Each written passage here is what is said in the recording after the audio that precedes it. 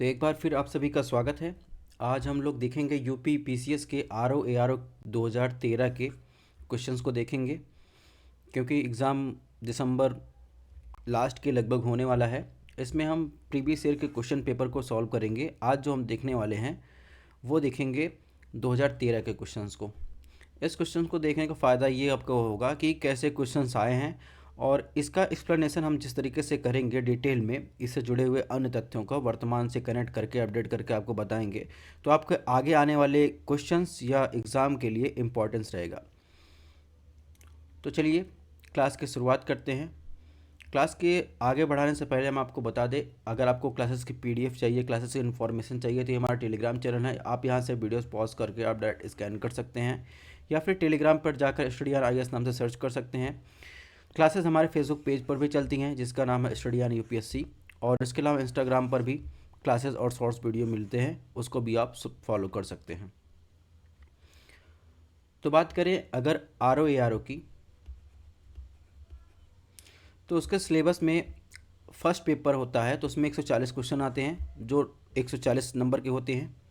ठीक है, इसका सिलेबस है। सेकंड पेपर जो होता है जनरल या सामान्य हिंदी का होता है, उसमें 60 क्वेश्चन आते हैं और 1 घंटे का टाइम होता है और 60 नंबर के रहते हैं। ठीक है, जिसमें विलोम, वाक्य, वर्तनी, अनेक शुद्ध शब्द या अनेक शब्दों के एक शब्द, तत्सम, तद्भव, विशेषण, पर्यायवाची। तो आज हम जो देखेंगे पेपर फर्स्ट में जो 140 क्वेश्चन आए हैं 2013 में, उनको देखेंगे। और ऐसे ही हम जो है लगातार तो पेपर हुए नहीं है, गैप होकर पेपर हुए हैं, 2021 तक के क्वेश्चंस को सॉल्व करेंगे। 2021-22 में जो भी पेपर हुए हैं, तो क्वेश्चंस को देखें तो पहला क्वेश्चन पूछा गया, भारत में निम्नलिखित बंदरगाहों में कौन सा एक उड़ीसा के तट पर अवस्थित है। एक बात और ध्यान देने की बात है कि जो ये क्वेश्चंस बनाते हैं आरओ एआरओ के लिए, या फिर जो ऐसे एग्ज़ाम होते हैं, इसमें क्या करते हैं, अगर इन्होंने कोई टॉपिक, जैसे अगर मान लीजिए सपोज पोर्ट से क्वेश्चन उठाया है, बंदरगाह से उस क्वेश्चन उठाया है, तो बंदरगाह से आप देखेंगे 2013 के ही क्वेश्चन में कई क्वेश्चन घुमा फिरा के उसी टॉपिक से जो है क्वेश्चंस पूछे हैं, और आपको आगे देखने को मिलेगा। सबसे पहले इसमें पहला क्वेश्चन हम लोग देखते हैं। तो इसमें पूछा, भारत में निम्नलिखित बंदरगाहों में कौन सा एक उड़ीसा के तट पर क्या है अवस्थित है। हल्दिया, पारादीप, मुंबई, विशाखापट्टनम। तो आपको बताना है कि कौन सा जो है पोर्ट जो है ये आपको मिलेगा उड़ीसा के तट पर। तो मुंबई तो होगा नहीं, ठीक है। हल्दिया आपको मिलेगा वेस्ट बंगाल पे, ठीक है, और इसके अलावा विशाखापट्टनम आपको आंध्र प्रदेश में। पारादीप जो है ये उड़ीसा के तट पर स्थित है, इसमें ऑप्शन सी सही हो जाएगा। नेक्स्ट क्वेश्चन की बात करें तो नेक्स्ट क्वेश्चन जो पूछा है वो कोल डिपॉजिट से बहुत सारे क्वेश्चन आए हैं। इंडस्ट्री एक इम्पॉर्टेंट सेक्शन है आरओ के लिए। तो इसने पूछा, भारत में एक लिग्नाइट कोयले का सर्वाधिक जमाव पाया जाता है। तो लिग्नाइट कोयला एक क्या है, टर्सरी कोयला है, यानी एक नवीनतम कोयला है। ठीक है, गोंडवाना कोयला जो है क्या है, पुरातन कोयला है, और गोंडवाना कोयला मतलब पुरातन कोयला है। तो इसमें कार्बन की मात्रा आपको ज़्यादा देखने को मिलेगी, और भारत में अधिकांश क्षेत्र में गोंडवाना कोयला पाया जाता है। तमिलनाडु एक अपवाद है जहां पर आपको लिग्नाइट कोयला देखने को मिलेगा। इसके अलावा आपको जम्मू कश्मीर में भी आपको लिग्नाइट कोयला देखने को मिलेगा, लेकिन सर्वाधिक जमाव की बात करेंगे तो तमिलनाडु में जो है सर्वाधिक लिग्नाइट कोयला पाया जाता है। नेक्स्ट क्वेश्चन की बात करें, अब देखिए जो नेक्स्ट क्वेश्चन हमारा दिया है, जो पूछा गया है, कृष्णा नदी जल विवाद किन राज्यों के मध्य है। तो इसमें जो ऑप्शन दिया गया है वो गलत है, क्योंकि अगर बात करें कृष्णा नदी जल विवाद की, तो कृष्णा नदी की अगर देखेंगे अपवाह तंत्र की बात करेंगे तो महाराष्ट्र साथ आंध्र प्रदेश और कर्नाटक, यानी इन 3 राज्यों से इसका अपवाह तंत्र है। और नदी जल विवाद की बात करें तो इन्हीं 3 राज्यों में जो है कृष्णा नदी के जल को लेकर, बंटवारे को लेकर विवाद है। अब अगर इन 3 ऑप्शन को कहीं पर मैच कराएंगे तो कर्नाटक, आंध्र प्रदेश, ठीक है, तो इसमें महाराष्ट्र गायब हो जाएगा, कर्नाटक, महाराष्ट्र, आंध्र प्रदेश गायब हो जाएगा, आंध्र प्रदेश, तमिलनाडु तो होगा नहीं, आंध्र प्रदेश और महाराष्ट्र। तो इस प्रकार इसमें देखेंगे कोई ऑप्शन सही नहीं बैठ रहा है। तो मेरे हिसाब से इसमें जो है आप देखेंगे तो ध्यान रखिएगा, कृष्णा नदी जल विवाद जो है महाराष्ट्र, आंध्र प्रदेश और आप देखेंगे कर्नाटका के बीच है। ये चीज़ आपको ध्यान रखना है, इसमें जो है कोई ऑप्शन मेल नहीं खा रहा है। नेक्स्ट क्वेश्चन की बात करें, भारत में निम्न राज्यों में किसकी प्रांतीय राजमार्गों की सकल लंबाई सबसे अधिक है? गुजरात, उत्तर प्रदेश, राजस्थान, महाराष्ट्र। तो ये क्वेश्चन 2013 में पूछा गया है और वर्तमान में भी आप देखेंगे तो महाराष्ट्र में जो है, जो लोकल या प्रांतीय जो स्टेट हाईवे है वो महाराष्ट्र में सबसे ज़्यादा है। ठीक है। नेक्स्ट क्वेश्चन की बात करें, निम्न में कौन सा जो है देश जो है क्षेत्रफल में भारत से बड़ा नहीं है, यानी भारत के लगभग जो है बराबर आप देखेंगे तो रूस जो है क्षेत्रफल के देश विश्व का सबसे बड़ा एरिया आता है, उस सेकंड नंबर पर कनाडा आता है। ठीक है। और भारत जो है 7वें स्थान पर है। और फ्रांस की बात करें तो फ्रांस भी लगभग जो है भारत से बड़ा नहीं है। ठीक है। तो इसमें जो हो जाएगा ऑप्शन डी हो जाएगा, वो सही हो जाएगा। नेक्स्ट क्वेश्चन की बात करें, भारत में प्रथम जल विद्युत संयंत्र की स्थापना कहाँ की गई? ठीक है। तो भारत में प्रथम जल विद्युत संयंत्र की स्थापना, इसमें 4 ऑप्शन दिए गए, दार्जिलिंग में, मोहरा में, शिव समुद्रम में, खोपली में। तो आप देखेंगे जो दार्जिलिंग है, वेस्ट बंगाल का एरिया है, वहाँ पर जो है सबसे पहला जो है भारत का हाइड्रो पावर प्लांट जो है लगाया गया 1897 में। तो इसमें ऑप्शन ए जो हो जाएगा वो सही हो जाएगा। ठीक है। तो ये देखिए पारादीप, और पारादीप देखेंगे तो ये क्या है, मेजर पोर्ट है। ठीक है। इसके अलावा देखिए विशाखापट्टनम कहाँ है, विशाखापट्टनम हम देखिए आंध्र प्रदेश, हल्दिया देखिए यहाँ का दिया गया है वेस्ट बंगाल में। ठीक है। और ये है JNPT मुंबई में। तो अभी आप देखेंगे पोर्ट से क्वेश्चन आगे कैसे घुमा के पूछे गए हैं। इसके अलावा देखिए यहाँ कृष्णा नदी है, कृष्णा नदी की सहायक भीमा नदी है। और कृष्णा नदी की ट्रिब्यूटरी का अगर देखेंगे, अपवाह तंत्र का विस्तार देखेंगे तो आप देखेंगे यहाँ कर्नाटक से निकलते ही, ठीक है, सॉरी, महाराष्ट्र से होते हुए कर्नाटक और ये आंध्र प्रदेश। ठीक है। लेकिन इसका विवाद जो है देखेंगे तो यहाँ महाराष्ट्र, आंध्र प्रदेश, कर्नाटक के बीच में। और नदियों का विवाद जो है देखिए इसमें डिटेल में दिया गया है, इसको आपको देख लेना है कि कौन सी नदी का विवाद किस कौन कौन से देश के साथ है। हो सकता है कि इस बार महाराष्ट्र या कृष्णा नदी पूछा, अगली बार गोदावरी या फिर कोई और नदी पूछ ले, तो इस तरीके से आपको तैयार रहना है। तो टर्सरी कोयले की बात जैसे हम कर रहे थे, तो कोयला जो है सबसे पहले अगर कोयला की बात करें तो कोयला जो है, कोयला डिस्ट्रीब्यूशन की बात करें तो गोंडवाना कोयला फील्ड और टर्सरी कोयला फील्ड में डिवाइड करके हम देखेंगे। ठीक है। और एंथ्रेसाइट जो कोयला होता है आमतौर पर गोंडवाना क्षेत्र में नहीं पाया जाता, और गोंडवाना कोयला जो होता है उसमें नमी जो है नहीं पाई जाती क्योंकि वो पुराना कोयला है, इसमें सल्फर और फास्फोरस होता है। ठीक है। जैसे अगर बात गोंडवाना कोयला की, दामोदर हो गया, महानदी बेसिन हो गया, ठीक है, गोदावरी बेसिन हो गया, नर्मदा हो गया, कोयल हो गया, तो इन सब जगह जो है आप देखेंगे गोंडवाना टाइप के जो है कोल पाए जाते हैं। और टर्सरी कोयला की बात करें तो तमिलनाडु में लिग्नाइट का 90% रिजर्व पाया जाता है। तमिलनाडु की गुजरात, इसके अलावा जम्मू कश्मीर, केरल, राजस्थान, पश्चिम बंगाल, पुडुचेरी में भी लिग्नाइट कोयला पाया जाता है। ठीक है। और ये दक्षिण पूर्व एशिया में लिग्नाइट की सबसे बड़े भंडार हैं और जो तमिलनाडु में स्थित है। बाकी यहाँ पर कोयले के बारे में और सारी चीज़ें दी गई हैं, तो इन सब चीज़ों को आपको देख लेना है। तो महाराष्ट्र जो है लार्जेस्ट रूरल रोड नेटवर्क है। ठीक है। और इसके बाद देखेंगे तो कर्नाटका नंबर पर आता है, फिर सेकंड नंबर पर, थर्ड नंबर गुजरात और फोर्थ नंबर पर राजस्थान।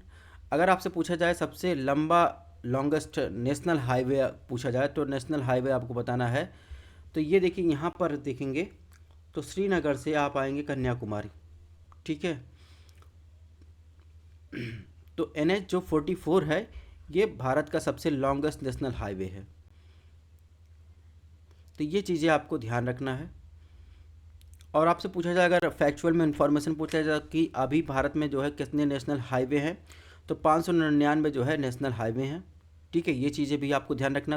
और भारत का सबसे छोटा नेशनल हाईवे आपसे पूछा जाए तो NH 47A smallest national highway है, जो है कुंदूर जंक्शन को मरादू कोच्चि सिटी से जो है कनेक्ट करता है। और सेकंड जो है लॉन्गेस्ट नेशनल हाईवे पूछा जाए तो NH 27 आपको बताना है। ठीक है। जो आपको यूपी में मिलेगा। और एरिया वाइज अगर देखना हो कि टॉप 10 जो है कंट्री की बात करें, सबसे पहले नंबर पर रशिया, कनाडा, उसके बाद फिर चाइना, यूनाइटेड स्टेट, फिर ब्राज़ील, और छठवें नंबर पर ऑस्ट्रेलिया, सातवें नंबर पर आप देखेंगे तो इंडिया आ जाएगा। और भारत में पहले जल विद्युत संयंत्र की स्थापना हमने बात कर ली, दार्जिलिंग। ठीक है। इसके अलावा न्यूक्लियर पावर प्लांट का ऑपरेशन अभी किन किन जगह भारत में है, इससे भी क्वेश्चन पूछे गए हैं। तो आपको ध्यान रखना है कि न्यूक्लियर पावर प्लांट में आप नरौरा और इसके अलावा मद्रास जो है, ठीक है, कुडनकुलम और कैगा, ठीक है, तारापुर महाराष्ट्र में है, काकरापारा एटॉमिक रिसर्च ये गुजरात में है, तापी नदी किनारे गुजरात में। तो ये चीज़ें भी आपको ध्यान रखना है कि न्यूक्लियर पावर प्लांट जो है अभी ये ऑपरेशन में है और इंडिया जो है प्लान कर रहा है न्यूक्लियर पावर प्लांट को बढ़ाने के लिए। तो ये जो जगह है जहाँ पर न्यूक्लियर पावर प्लांट जो है अभी बढ़ाने के लिए इंडिया सोच रहा है। इसके अलावा डैम की बात करें, कुछ डैम यहाँ पर दिए गए हैं, तो ये भी चीज़ें आपको ध्यान रखना है, कौन सी नदी के किनारे कौन सा डैम है, इससे भी क्वेश्चन पूछे गए हैं और आगे आप लोग देखेंगे। ठीक है, तो कोल फील्ड की बात होगी तो भारत में गोंडवाना कोयले का वितरण, तो पहली कोयला खदान जो आपको फैक्चुअल इन्फॉर्मेशन ध्यान रखनी, पहली कोयला खदान भारत की 1774 में पश्चिम बंगाल में रानीगंज में खोली गई। ठीक है, और वर्तमान में देखेंगे तो 1973-74 में कोयला उद्योग का राष्ट्रीयकरण किया गया था। वर्तमान सरकार क्या कर दी, इससे प्राइवेट सेक्टर के लिए खोल रही है। भारत जो है चीन और अमेरिका के बाद दुनिया का तीसरा सबसे बड़ा कोयला उत्पादक है। ठीक है, और जो गोंडवाना कोयला है विशेष रूप से प्रायद्वीपीय पठार में पाया जाता है। और जो टर्सरी कोयला में लिग्नाइट कोयला भी आता है, इसमें कार्बन की मात्रा बहुत कम होती है। ठीक है, और इसमें आप देखेंगे नमी जो है सल्फर का प्रतिशत अधिक होता है, इसलिए जो है एक प्रकार का पिट टाइप का कोयला है। अब कोयले के टाइप्स की बात करें, सबसे अच्छा कोयला है एंथ्रेसाइट होता है, जिसमें कार्बन की मात्रा सबसे ज़्यादा होती है, नमी कम पाई जाती है। ठीक है, इसके बाद बिटुमिनस होता है, फिर लिग्नाइट के बाद पिट आता है। तो इसमें देखेंगे सबसे अच्छा कोयला होता है एंथ्रेसाइट कोयला होता है। ये चीज़ें अभी आपको ध्यान रखनी है। कोल रिजर्व की बात करें, सबसे ज़्यादा भारत में कोयला आप देखेंगे कोल रिजर्व जो है झारखंड के पास है, सेकंड नंबर उड़ीसा के पास है, फिर छत्तीसगढ़ का नंबर, अब वेस्ट बंगाल, फिर मध्य प्रदेश। अगर वर्ल्ड लेवल की बात करें, वर्ल्ड लेवल पर कोयला सबसे ज़्यादा किसके पास रिजर्व है, तो यूएसए के पास, रशिया, फिर ऑस्ट्रेलिया, फिर चाइना, फिर आएगा इंडिया के पास। ठीक है, वही वर्ल्ड लेवल की बात है। और लार्जेस्ट कोल प्रोड्यूसिंग की बात करें पूरे वर्ल्ड में, तो है तो रिजर्व यूएसए के पास, लेकिन लार्जेस्ट कोल प्रोड्यूसिंग कौन करता है, चाइना करता है, उसके बाद इंडिया करता है, फिर यूएसए, इंडोनेशिया, ऑस्ट्रेलिया, फिर रसिया करता है। तो ये चीज़ें भी आपको ध्यान रखना है। अब झारखंड में कौन कौन से कोल फील्ड हैं, उनके नाम दिए गए हैं। कभी कभी नाम से मिलान में क्वेश्चन पूछ लेता है, जैसे झरिया कहाँ है, जयंतियाँ कहाँ है, रानीगंज कहाँ है, रामगढ़। ठीक है, 3 चप का नाम दे देगा, आपको ध्यान रखना है। फिर आप आएंगे उड़ीसा में, आप देखेंगे तो तलचर फील्ड, यहाँ भी कोयला पाया जाता है। मध्य प्रदेश में जो है ये कोल फील्ड के नाम दिए गए हैं, इसको भी आपको ध्यान रखना है। फिर आ जाएंगे आंध्र प्रदेश में सिंगरेनी जो है ये कोयला क्षेत्र है, ये भी आपको ध्यान रखना है, और काठगोदाम। इसके अलावा अगर आप महाराष्ट्र में आप देखेंगे तो Kamptee coal field, Wun coal field, Wardha valley. ठीक है, तो ये सब कोल फील्ड है, ये भी आपको ध्यान रखना है। फिर आप आ जाएंगे यहाँ पर पश्चिम बंगाल में, तो रानीगंज जो है लार्जेस्ट को जो है कोल फील्ड है पूरे वेस्ट बंगाल का। इसके अलावा वर्धमान, ठीक है, ये सब कोल के, दार्जिलिंग एंड जलपाईगुड़ी, ये भी जो है एक कोल फील्ड है वेस्ट बंगाल का। मेजर कोल फील्ड की बात यहाँ पर दिया गया है, इसको हम लोग चर्चा कर ही चुके हैं। नेक्स्ट क्वेश्चन की बात करें, क्वेश्चन नंबर 7 पूछा है, भारत में सर्वप्रथम खनिज तेल कुआं खोदा गया। तो सर्वप्रथम खनिज तेल कुएं की बात करें तो सर्वप्रथम खनिज तेल कुआं कहाँ खोदा गया, डिगबोई, नरकटिया, मकूम, लकवा। तो आप देखेंगे पूरे साउथ ईस्ट एशिया में सर्वप्रथम जो तेल का कुआं खोदा गया था वो खोदा गया था 1866 में असम में डिगबोई में। और जब शुरुआत हुई थी तेल का निष्कासन यानी निकालना कब चालू हुआ था, 1901 में शुरुआत हुआ था। तो ये चीज़ें आपको ध्यान रखनी है। निम्नलिखित में कौन सा फुटलूज उद्योग का उदाहरण है।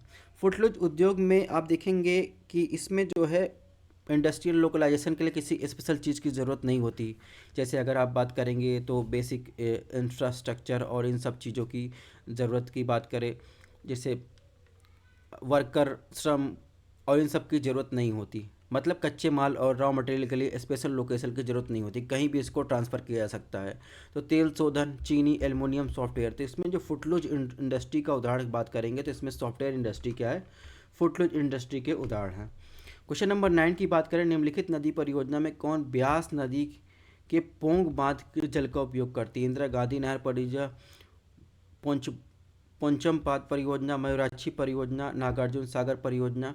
तो आप देखेंगे कि जो ब्यास नदी है ये सतलज की सहायक है, तो इंदिरा गांधी नहर परियोजना राजस्थान से जो होकर गुजरी है तो वो पोंग बांध के जल का प्रयोग करती है, तो इसमें ऑप्शन ए जो है वो सही हो जाएगा। नेक्स्ट क्वेश्चन की बात करें, क्वेश्चन नंबर 10। अब देखिए क्वेश्चन नंबर 10 में भी जो है ऑप्शन दिए गए वो गलत दिए गए। कैसे किए जाएंगे? रुद्रप्रयाग, नंदप्रयाग, कर्णप्रयाग, देवप्रयाग। अब देखिए देवप्रयाग जो है वो आप देखेंगे वो भागीरथी अलकनंदा के संगम पर है। और अगर बात करेंगे कर्णप्रयाग की, कर्णप्रयाग जो है वो अलकनंदा पिंडार, यानी आप जब पंचप्रयाग में जो अलकनंदा नदी है वो मेन नदी है। ठीक है, तो कर्णप्रयाग जो है अलकनंदा और पिंडार के संगम पर स्थित है। अब रुद्रप्रयाग की बात करें तो रुद्रप्रयाग क्या अलकनंदा और मंदाकिनी के संगम पर स्थित है। ठीक है, लेकिन अगर वहीं नंद प्रयाग की बात करें तो नंद प्रयाग जो है अलकनंदा और नंदाकिनी के संगम पर स्थित है। यानी जो ऑप्शन बी वाला है उसका मिलान जो है इसमें नहीं किया गया है। तो नंद प्रयाग आप देखेंगे, नंद प्रयाग में आप देखेंगे अलकनंदा हो जाएगा, अलकनंदा, और प्लस आप देखेंगे उसमें नंदाकिनी रिवर है, ना कि मंदाकिनी है। तो नंद प्रयाग आपको ध्यान रखना है, इसमें अलकनंदा और मंदाकिनी है। ठीक है, तो इसको ऑप्शन सही कर लेना है आपको। तो यहाँ पर देखिए भारत में जो है कोल्ड ऑयल फील्ड की बात की गई है। 19वीं शताब्दी में आप देखिए अंत तक यहाँ कच्चे तेल की खोज की गई थी और पहला तेल कुआं खोजा गया था। 1901 में परिचालन चालू हुआ था। ये है डिगबोई, असम का। इसके अलावा अगर विश्व की बात करें तो एडविन एल ड्रेक ने 1859 में संयुक्त राज्य अमेरिका के पेंसिल्वेनिया में दुनिया का पहला तेल कुआं खोदा था।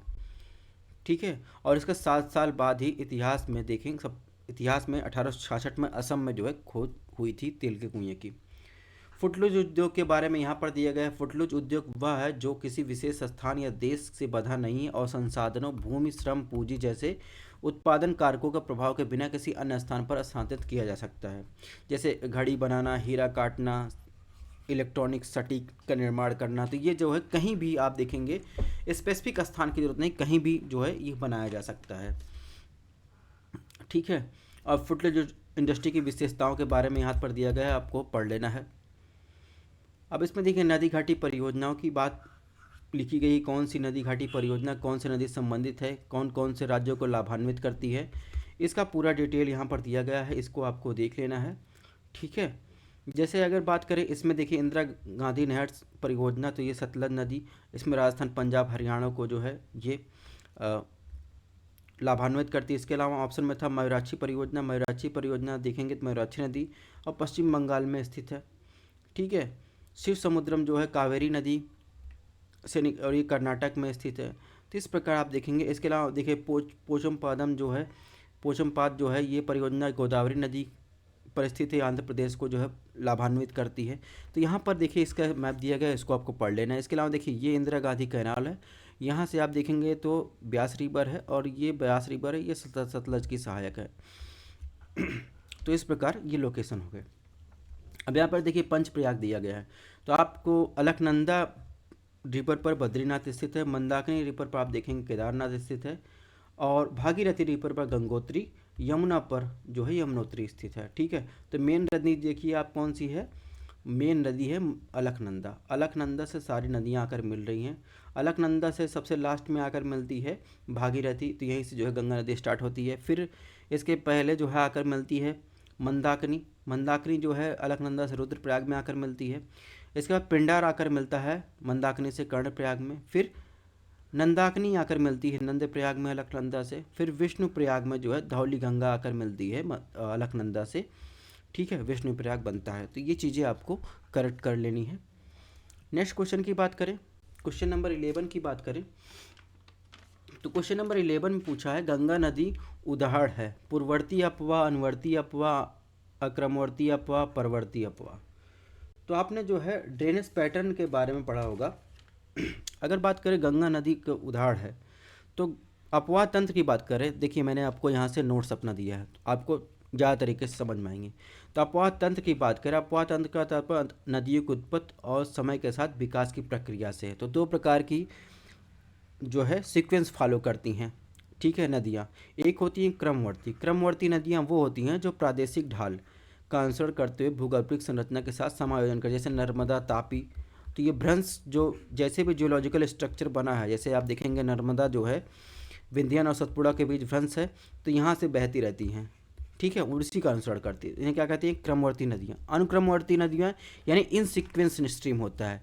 ये प्रादेशिक ढाल का अनुसरण नहीं करती हैं और भूगर्भिक संरचना के साथ समायोजन करने की जगह पर्वतों को काटते हुए अपने वास्तविक मार्ग बनाने का प्रयास करती है। जैसे हिमालय नदियाँ आप देखेंगे तो क्या है? इन सीक्वेंस स्ट्रीम है। ठीक है, अब बात करें तो क्रमवर्ती नदियाँ जो है इनके प्रकार की बात करें तो इसमें अनुवर्ती नदियाँ आ जाती हैं, परवर्ती नदियाँ, प्रति अनुवर्ती नदियाँ, नवानुवर्ती नदियाँ। ठीक है, तो ये क्रमवर्ती नदियाँ के एग्जाम्पल। इसके बाद परवर्ती नदियाँ आप देखेंगे तो मुख्य नदी से आकर मिलने वाली सहायक मुख्य नदियों को परवर्ती नदी कहते हैं, और प्रति अनुवर्ती नदियों में सहायक नदी से आकर मिलने वाली नदियों को प्रति अनुवर्ती कहते हैं, जिसकी दिशा मुख्य नदी के विपरीत लेकिन समानांतर होती है। फिर नवानुवर्ती नदियाँ होती हैं। फिर अक्रमवर्ती इन सीक्वेंस नदियों का टाइप होता है पूर्ववर्ती नदियाँ, अध्यारोपित नदियाँ। तो ये चीज़ें मैंने अपने नोट्स दे दी है ताकि आपको काम लगे। तो आप देखेंगे तो हिमालय नदियाँ जो है गंगा नदी का उदाहरण है, तो इसमें जो है ऑप्शन सी अनुक्रम यानी इन सीक्वेंस स्ट्रीम का उदाहरण है। आशा करते हैं आपको समझ में आ गया इन सीक्वेंस स्ट्रीम कैसे गंगा नदी का उदाहरण। अगर बात करें क्वेश्चन नंबर 12 की, तो इसमें पूछा है निम्न में कौन सा देश भारत के साथ सबसे लंबी स्थलीय सीमा बनाता है? चीन, पाकिस्तान, नेपाल, बांग्लादेश। तो आप देखेंगे भारत के साथ सबसे लंबी जो सीमा बनाता है वो बांग्लादेश, और कितने किलोमीटर की? 4096 यानी 4096 किलोमीटर, 0.7 किलोमीटर की सीमा बनाता है। अब बात करेंगे क्वेश्चन नंबर 13 की, तो इसे पूछा है निम्न में कौन सा तट कोच्चि बंदरगाह से संबंधित है? मालाबार तट, कोंकण तट, कोरोमंडल, उत्तरी सरकट तट। तो ये देखिए भारत का प्रायद्वीपीय मैट है। तो आप देखेंगे यहाँ पर है कोंकण तट, ठीक है, महाराष्ट्र गोवा के पास पास। फिर आ जाएंगे यहाँ मालाबार तट है, फिर ये कोरोमंडल तट है, ये उत्तरी सरकट तट है। और कोच्चि बंदरगाह आप देखेंगे कहाँ है? कोच्चि बंदरगाह आप देखेंगे केरल के पास है। तो इस प्रकार इसका संबंध हो जाएगा ऑप्शन ए से, तो मालाबार तट से इसका संबंध हो जाएगा। अब नेक्स्ट क्वेश्चन की बात करें तो इसमें पूछा लेह अवस्थित है झेलम नदी के दाएं तट पर, झेलम नदी के बाएं तट पर, ऑप्शन सी सिंधु नदी के दाएं तट पर, ऑप्शन डी सिंधु नदी के बाएं तट पर। तो आप देखेंगे जो लेह है कारगिल, तो ये सपोज जो है जैसे ये लद्दाख और जम्मू कश्मीर का मैप है, तो यहाँ पर जाएंगे तो जम्मू कश्मीर यूटी हो गया। फिर आप देखेंगे यहाँ पर जो है कारगिल, और यहाँ पर आएंगे लेह हो जाएगा, तो यहाँ से इंडस रिवर गुजरती है। तो जो लेह है वो इंडस रिवर के जो है दाएं तट पर स्थित है। ऑप्शन सी इसमें सही हो जाएगा। इसके अलावा अगर बात की क्वेश्चन नंबर 15 में, इसमें पूछा है निम्नलिखित में कौन सा हिमनद सबसे बड़ा है? तो सियाचिन, बाल्टोरो, बियाफो, चोगोलुगाम। तो इसमें आप देखना सबसे बड़ा हिमनद की बात करें तो सबसे बड़ा हिमनद कौन सा है? सियाचिन जो है सबसे बड़ा हिमनद है। ठीक है, नदियों की बात हम लोगों ने कर ही ली। तो प्रवाह प्रतिरूप की बात, एक क्वेश्चन यहाँ से भी बनता है, अपवाह प्रतिरूप यानी ड्रेनेज पैटर्न कैसा होता है? वृक्षाकार प्रतिरूप, जालीनुमा प्रतिरूप, आयताकार प्रतिरूप, अभिकेंद्री प्रतिरूप, वलयाकार, समानांतर प्रतिरूप। तो इनके एग्जाम्पल आपको याद रखने हैं कि वृक्षाकार प्रतिरूप का एग्जाम्पल जालीनुमा, आयताकार। और आप देखेंगे कि जो है जैसे अगर किसी पर्वत से जो है बाहर की तरफ नदियाँ जा रही है, जैसे अमरकंटक से जो है सोन बहुत सारी नदियाँ निकल रही हैं, तो जो है अभिकेंद्री जो है का उदाहरण है, या अपकेंद्री का उदाहरण है। तो लेक में आप देखेंगे या लोकटक लेक की बात करें तो इन नदियों के बारे में या ड्रेनेज पैटर्न के बारे में यहाँ पर दिया गया है। तो आपको आयताकार प्रतिरूप में देखेंगे तो गंगा के मैदान में गंगा के आकार से मिलने वाली सहायक नदियों द्वारा आयताकार प्रतिरूप का विकास होता है। और प्रायद्वीपीय भारत में आप देखेंगे जालीनुमा प्रतिरूप का विकास होता है। अपकेंद्री की बात करें तो लोकटक झील जो है वो विभिन्न दिशाओं से आकर जो है झील में मिलती है, तो ये अभिकेंद्री यानी केंद्र की तरफ आ रही है। और केंद्र से बाहर आप देखेंगे अमरकंटक पर्वत से जो नदियाँ निकलती हैं वो अपकेंद्री जो है प्रतिरूप का उदाहरण है। वलयाकार अगर बात करेंगे, जैसे वलयाकार जो है प्रतिरूप की बात करेंगे तो आप देखेंगे डालमा हिल्स, छोटा नागपुर प्लेटू से जो नदियाँ निकलती हैं वो वलयाकार प्रतिरूप का उदाहरण है। इसके अलावा समानांतर प्रतिरूप की बात करें जो पैरेलल बहती हैं, तो जो पश्चिमी घाट से निकलने वाली तटवर्ती ढालों पर अरब सागर में गिरने वाली नदियाँ क्या हैं, पैरेलल नदियाँ हैं। ठीक है। इंटरनेशनल बॉर्डर लाइन की बात करें तो हमने बताया सबसे बड़ा बॉर्डर लाइन जो है बांग्लादेश का है। इसके बाद अगर बात करेंगे तो इंडो चाइना का देखेंगे तो 3488 किलोमीटर है। और इसके बाद इंडो पाक का आ जाएगा थर्ड नंबर पे। इसके बाद इंडो नेपाल का, फिर आ जाएगा भूटान का। इसके बाद लास्ट में 106 किलोमीटर की जो है बाउंड्री शेयर करता है अफगानिस्तान के साथ। कोस्टल लाइन कितना है, 7516 किलोमीटर है भारत का कोस्टल लाइन।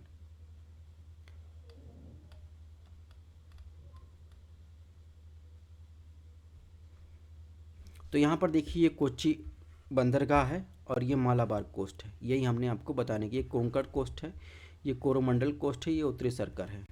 ये हमने आपको बताने की कोशिश की थी। तो देखिए पोर्ट से कितने क्वेश्चन आए हैं घुमा फिरा कर। और इसके अलावा देखिए ये लेह है और ये इंडस रिवर है, तो ये इसके दाएं तट पर स्थित है। और इसके अलावा अगर बात करें, ये है यहाँ पर आप देखेंगे बियाफो ग्लेशियर हिस्पर, ठीक है, और चागोलुंगा और बाल्टोरो। और इसके अलावा सियाचिन ग्लेशियर यहाँ पर है जहाँ से नुब्रा नदी निकलती है, नुब्रा वैली से। तो ये सबसे बड़ा ग्लेशियर है। क्वेश्चन नंबर 16 की बात करें, इसने पूछा भारत निम्न राज्यों में कौन रेल सेवा से वंचित है। तो ये 2013 की बात कर रहा है। तो चार ऑप्शन दिए हैं, त्रिपुरा, अरुणाचल प्रदेश, मेघालय, मिजोरम। तो इसमें बताना उस टाइम की बात कर रहा है कौन रेल सेवा से वंचित है इन ऑप्शनों में से। अगर चाहे 2013 की बात करें या वर्तमान की बात करें अभी, तो सिक्किम राज्य ऐसा है जो अभी भी रेल सेवा कनेक्टिविटी से वंचित है। और बहरहाल अगर उस टाइम की बात करें तो मिजोरम जो उस टाइम जो था वो रेल सेवा से वंचित था। क्वेश्चन नंबर 70 की बात करें, यूएसए के दक्षिणी कैलिफोर्निया में जो डेथ वैली है वो किसका उदाहरण, अपनत वैली का, पूर्ववर्ती घाटी का, अभिनत घाटी का, रिफ्ट घाटी का। तो अगर बात करें डेथ वैली का, तो डेथ वैली जो है वो रिफ्ट वैली का उदाहरण है। ठीक है, रिफ्ट वैली का उदाहरण है डेथ वैली। तो ये चीज़ें भी आपको ध्यान रखनी है। नेक्स्ट क्वेश्चन की बात कैसे पूछा, निम्न में कौन सा देश हीरा का सबसे बड़ा उत्पादक है। तो ऑस्ट्रेलिया, वेनेजुएला, बोत्सवाना, रूस। तो आप देखेंगे हीरा का सबसे बड़ा उत्पादक की बात करें तो आपने रशिया में एक सुना होगा कोला प्रायद्वीप। कोला प्रायद्वीप में दुनिया का सबसे गहरा लगभग 12 किलोमीटर जो है मैन मेड होल किया गया है। इस पूरे पृथ्वी पर सबसे गहरा होल मैन मेड होल किया गया पृथ्वी के अंतर्गत। वहाँ पर आप देखेंगे तो रशिया में दुनिया का सबसे लार्जेस्ट जो है हीरा उत्पादक देश कौन सा है, रशिया। सेकंड नंबर पर आप देखेंगे बोत्सवाना है। तो ये चीज़ें आपको ध्यान रखनी है। क्वेश्चन नंबर 19 की बात करें, कुरियर सेवा से प्रतिस्पर्धा के लिए भारतीय डाक विभाग ने द्रुत डाक सेवा यानी स्पीड पोस्ट का आरंभ कब किया था। तो आपको बताना स्पीड पोस्ट का आरंभ कब किया गया था। तो स्पीड पोस्ट का आरंभ जो है 1988, 1987, 1989, 1986। आपको बताना है कौन सा ऑप्शन सही है। तो देखेंगे दोस्तों स्पीड पोस्ट का आरंभ जो है ये 1986 में 1 अगस्त जो है 1986 को स्पीड पोस्ट का आरंभ किया गया था।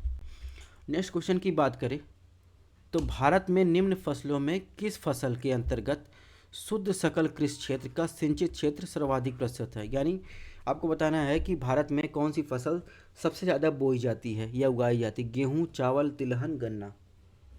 तो अगर बात करें सबसे ज़्यादा जो फसल बोई जाती है वो खेती की जाती है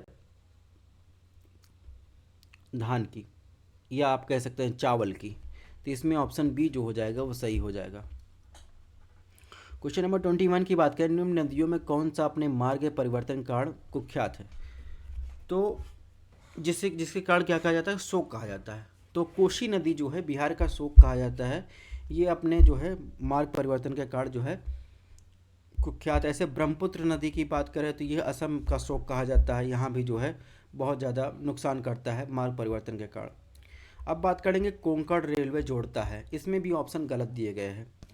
कोंकण रेलवे की बात करें तो कोंकण रेलवे जो है मुंबई को जो है मंगलौर कर्नाटक मैंगलोर से जोड़ता है।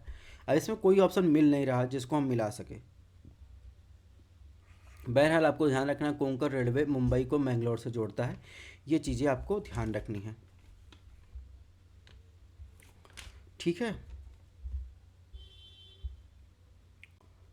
अब यहाँ पर देखिए, सिक्किम जो है भारत का एकमात्र राज्य है जो जहाँ पर कोई रेलवे स्टेशन नहीं है। और इसके अलावा अगर बात करें तो ये डेथ वैली है और ये रिफ्ट वैली का उदाहरण है। ये है रशिया का जो है कोला प्रायद्वीप, यहाँ पर देखिए होल किया गया है। तो रशिया जो है सबसे ज़्यादा हीरे का उत्पादन करता है, इसके बाद बोत्सवाना, फिर कांगो द रिपब्लिक, फिर कनाडा, ऑस्ट्रेलिया, इसके बाद अंगोला। ठीक है। इसके अलावा अन्य फैक्ट की बात करें तो गोल्ड प्रोड्यूसर, आपसे गोल्ड अगर सोने के उत्पादन पूछा जाए, सबसे ज़्यादा जो उत्पादन चाइना करता है, फिर Russia, Australia, United State, Canada, Ghana, Brazil, Uzbekistan, Mexico, Indonesia. ठीक है। अगर गोल्ड टॉप 10 प्रोड्यूसिंग कंट्री की बात करें, ठीक है, तो आपको बताना है China, USA, Australia, India, south Africa. ये कोल की बात कर रहे हैं। कंज्यूमिंग की बात करें, ये कोल इंडस्ट्री की बात कर रहे हैं। टॉप 10 कंज्यूमिंग कंट्री की बात करें, सबसे ज़्यादा कोल भी चाइना उत्पादन करता है और सबसे ज़्यादा स्टोर किसके पास है, रिजर्व जो है यूएसए के पास है। सेकंड नंबर पर कंज्यूम करता है यूएसए, थर्ड नंबर पर जो है इंडिया करता है। ठीक है। तो ये बात हो गई कोल की। अगर बात करें वर्ल्ड बिगेस्ट ऑयल प्रोड्यूसर की बात करें तो यूएसए, उसके बाद सेकंड नंबर पर सऊदी अरबिया, फिर Russia, Canada, Iraq, China, UAE, Iran. ठीक है। और बिगेस्ट कंज्यूमर की बात करें तो यूएसए बिगेस्ट कंज्यूमर है, सेकंड नंबर पर चाइना है, इसके बाद इंडिया का नंबर आ जाएगा। ठीक है। तो यहाँ पर देखिए इंडियन पोस्टल सिस्टम की बात की गई है। तो 2018 में आपको ध्यान रखना है इंडियन पोस्ट पेमेंट बैंक की शुरुआत की गई थी। और इसके अलावा अगर बात करें 1986 में स्पीड पोस्ट का शुरुआत की गई, तो 1882 की बात करें तो post office saving bank open करने की शुरुआत की गई थी। 1884 में पोस्ट लाइफ इंश्योरेंस लॉन्च किया गया था। इसके अलावा 1879-80 में पोस्ट कार्ड इंट्रोड्यूस किया गया था, जिससे रेलवे मेल सर्विस और मनी ऑर्डर भेजना शुरू किया गया था। ठीक है। और 1876 में इंडिया ने यूनिवर्सल पोस्टल यूनियन ज्वाइन किया था। ये सब चीज़ें भी आपको ध्यान रखनी है। कोंकण रेलवे की ये ग्राफ दिया गया था, आप देखेंगे मुंबई से आप मैंगलोर तक ये कनेक्ट करता है। ये चीज़ें भी आपको ध्यान रखना है।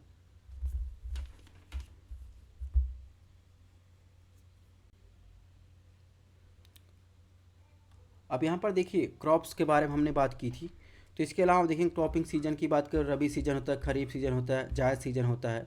कैश क्रॉप में कौन कौन सी क्रॉप होती है ये भी आपको ध्यान रखना है। Sugar cane, oil seed, horticulture crops हो गया, टी हो गया, कॉफ़ी हो गया, रबड़ हो गया, कॉटन हो गया, जूट हो गया, ये सब क्या है, कैश क्रॉप है। और ठीक है, कैश क्रॉप का मतलब इस पर आपको जो है एमएसपी नहीं दी जाती। ठीक है। अब रबी की बात करें तो रबी में देखिए आप, रबी जो है, रबी में कौन कौन सी क्रॉप्स होती हैं और कौन कौन से स्टेट में होता है। खरीफ कौन कौन सी क्रॉप्स होती हैं, कब से कब बोया जाता है। जायद कौन कौन सी क्रॉप होती हैं, कब, ठीक है, कौन कौन से स्टेट में होता है। ये चीज़ें आपको पढ़ना है। मेरा काम था आपको डाटा उपलब्ध करवाना। और टॉप राइस प्रोड्यूसिंग स्टेट की बात करें तो वेस्ट बंगाल नंबर 1 पर, सेकंड में पंजाब, थर्ड पे उत्तर प्रदेश, ठीक है, फोर्थ पे आपको आंध्र प्रदेश और फिफ्थ पे बिहार मिल जाएगा। ठीक है। ये चीज़ें भी आपको ध्यान रखना है। और अगर बात करें इंडिया जो है सेकंड लार्जेस्ट प्रोड्यूसर है चाइना के बाद। और वीट की बात करें, गेहूं की बात करें तो पहले नंबर पर उत्तर प्रदेश, सेकंड में पंजाब, थर्ड पे मध्य प्रदेश, फोर्थ पे हरियाणा, 5 पे राजस्थान। और इंडिया जो है सेकंड लार्जेस्ट प्रोड्यूसर है आफ्टर चाइना, ये भी आपको ध्यान रखना है। वहीं अगर मक्के की एमआईजी की बात करें तो कर्नाटका पहले नंबर पर, सेकंड में महाराष्ट्र, थर्ड पे मध्य प्रदेश और फोर्थ पे तमिलनाडु और फिफ्थ पे आ जाएगा अपना तेलंगाना। ठीक है। इंडिया जो है 7th लार्जेस्ट प्रोड्यूसिंग है वर्ल्ड वाइड। और पहले नंबर पर अगर देखा जाए मैजी या मक्का का उत्पादन जो करता है वो यूएसए करता है। प्रेरी रीजन में सबसे ज़्यादा मक्का बोया जाता है। अगर बात करें मिलेट्स की, मोटे अनाज की, तो उसमें राजस्थान पहले नंबर पर है, सेकंड पर कर्नाटका है, थर्ड पर महाराष्ट्र है और फोर्थ पर मध्य प्रदेश है और फिफ्थ पर आप देखेंगे तो फिफ्थ पर उत्तर प्रदेश है। ज्वार की बात करें या बाजरा में, ज्वार में महाराष्ट्र, ठीक है, पहले नंबर पर, बाजरा में राजस्थान है। तो इस प्रकार आप देखेंगे। और ये जो मोटे अनाज हो मिलेट्स होते हैं ये हाई न्यूट्रिएंट्स वैल्यू के होते हैं। जैसे रागी की बात करें, यहाँ पर जो बहुत ज़्यादा आयरन पाया जाता है। ये चीज़ें आपको ध्यान रखना है। और ज्वार की बात करें, ज्वार जो है third most important food crops है, ठीक है। ये भी चीज़ें आपको ध्यान रखना है। अगर पल्स की दालों की बात करें, दाल में आप देखेंगे मध्य प्रदेश पहले नंबर पर, राजस्थान सेकंड पर, महाराष्ट्र थर्ड पर, उत्तर प्रदेश की जहाँ तक बात है वो फोर्थ स्थान पर आएगा। और इंडिया जो है लार्जेस्ट प्रोड्यूसर है और लार्जेस्ट कंज्यूमर है दालों का पूरे दुनिया में। ये चीज़ें भी आपको ध्यान रखनी है। नेक्स्ट क्वेश्चन की बात करें, क्वेश्चन नंबर 23 की बात करें। अब इसमें क्वेश्चन आया है कि लीप फॉरवर्ड पॉलिसी के कारण भुखमरी से लाखों लोगों की मृत्यु हुई थी। ये किससे संबंधित है? रूस से, चीन से और वियतनाम से, जर्मनी से। तो आपको देखना है जो लीप फॉरवर्ड पॉलिसी थी वो चीन से संबंधित थे। माओ थे, उन्होंने जो है इकोनॉमिक रिफॉर्म लिया था पंचवर्षीय योजना के तहत। तो उसके कारण जो है लीप फॉरवर्ड पॉलिसी कारण लाखों लोग जो है भुखमरी का शिकार हो गए थे। तो इसका संबंध जो है चीन से है। क्वेश्चन नंबर 24 की बात करें, चेरनोबिल परमाणु आपदा घटित हुई थी फ्रांस में, यूक्रेन, जापान, जर्मनी में। तो चेरनोबिल जो घटना हुई थी ये आप देखेंगे, चेरनोबिल अभी वर्तमान में कहाँ, यूक्रेन में स्थित है, ठीक है। यूएसएसआर के विघटन के बाद यूक्रेन अलग हुआ, ठीक है। तो यूक्रेन में अभी देखेंगे चेरनोबिल स्थित है। नेक्स्ट क्वेश्चन की बात करें, इसमें भी ऑप्शन में जो है मिसमैच है। कौन सा सुमेलित है? जैसे नाग, त्रिशूल और पृथ्वी पिनाका। जहाँ तक पिनाका की बात करें तो पिनाका जो है हवा में मार करने वाली मिसाइल है। पृथ्वी की जहाँ तक बात है सतह में वायु मार करने वाली मिसाइल है, तो दोनों सुमेलित नहीं है। त्रिशूल की जहाँ तक बात है, त्रिशूल जो है सतह से वायु में मार करने वाली मिसाइल बात है, ये भी सही है। नाग जो है ये एक एंटी गाइडेड टैंक मिसाइल है, ये भी सही है। इसमें दो ऑप्शन सही है, ठीक है। अब बात करेंगे क्वेश्चन नंबर 26 की। इसमें पूछा है 2004 में आई सुनामी द्वारा निम्न में से कौन सा सर्वाधिक दुष्प्रभावित यानी प्रभावित हुआ? पीछावरम, मुथुपेट, भीतरकनिका, नागपट्टिका। तो 2004 में जो सुनामी आई थी उसके कारण सबसे ज़्यादा कौन सा एरिया प्रभावित हुआ था? तो 2004 में सुनामी आई थी, उसके कारण आप देखेंगे तो तमिलनाडु का रीजन जो है साउथ में प्रभावित हुआ था। उसका एक एरिया है पीछावरम। पीछावरम बहुत ज़्यादा प्रभावित हुआ था और ये इंडियन ओशन में सुनामी आई थी। अभी आगे और डिटेल में देखेंगे कौन सी सुनामी का नाम क्या है, आज तक कितनी सुनामियाँ आ चुकी हैं, लेटेस्ट अपडेट क्या है। अगर क्वेश्चन नंबर 27 की बात करें, इसमें पूछा निम्नलिखित में कौन सा खनिज केरल में बहुतायत में मिलता है? टिन, अभ्रक, मैग्नीज, मोनाजाइट। तो अगर बात करें केरल में जो है तटीय इलाकों में सैंड में आप देखेंगे तो मोनाजाइट जो है ये थोरियम बनाने के काम आता है। तो केरल में आप देखेंगे मोनाजाइट भारी मात्रा में मिलता है। मोनाजाइट एक क्रिस्टलीय पदार्थ होता है भूरे रंग का, आप देखेंगे आगे आपको दिखाते हैं। तो मोनाजाइट सबसे ज़्यादा पाया जाता है केरल में। क्वेश्चन नंबर 28 की बात करें, इसमें पूछा है 1818 में पहला सूती वस्त्र कारखाना निम्न से किस क्षेत्र में शुरू किया गया? तो पहला सूती वस्त्र कारखाना आप देखेंगे तो पश्चिम बंगाल के फोर्ट ग्लास्टर में, महाराष्ट्र मुंबई में, गुजरात अहमदाबाद में, उत्तर प्रदेश के कानपुर में। बहरहाल सूती वस्त्र तो हर जगह है, लेकिन पहला जो सूती वस्त्र कारखाना है वो पश्चिम बंगाल के फोर्ट ग्लास्टर में शुरू किया गया था, ठीक है। तो ये है माओ, ये ग्रेट लीप फॉरवर्ड पॉलिसी थी। तो 1958 में माओ ने ग्रेट लीप फॉरवर्ड पॉलिसी की अपनी योजना की घोषणा की, जिन्हें पीपुल्स रिपब्लिक ऑफ चाइना की आर्थिक समृद्धि सुधार के लिए 5 साल की योजना के रूप में पेश किया गया था। इनका लक्ष्य था कृषि का सामूहिकरण, व्यापक और औद्योगिकरण। दो मुख्य लक्ष्य थे, अनाज और इस्पात उत्पादन में वृद्धि। इसके कारण जो है वहाँ पर भुखमरी की समस्या उत्पन्न हो गई थी। अब बात करेंगे 26 अप्रैल 1986 में, एक तो हमने बात की चेरनोबिल जो घटना हुई थी। इसके अलावा जो है रशिया यूक्रेन वार हो रहा है, इसके कारण बहुत सारे प्लेसेस न्यूज़ में रहते हैं, तो ये प्लेसेस भी आपको ध्यान रखने हैं। यहाँ पर जाएंगे तो यहाँ पर एक ब्रिज था, कर्च ब्रिज। कर्च ब्रिज जो है अभी जो है जो रशिया और क्रीमिया को कनेक्ट करता था वो ब्लास्ट हो गया, ठीक है। तो कर्च ब्रिज जो है न्यूज़ में था, ये आपको ध्यान रखना। स्नेक आइलैंड आपको ध्यान रखना है, ठीक है।